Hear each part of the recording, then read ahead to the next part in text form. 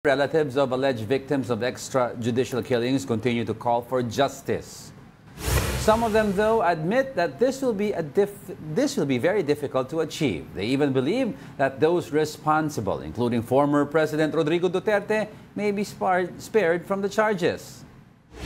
Nakikita talaga namin na wala siyang pagsisisi.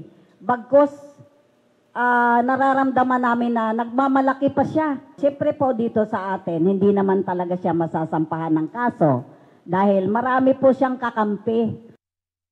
The National Union of People's Lawyers says they find it hard to gather evidence.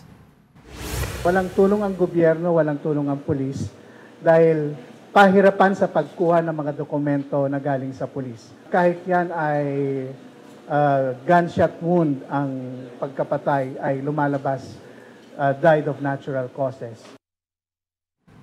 A lot of people will be asked, sasabihin sa kanila kung okay lang ba mamatay ang mga kriminal.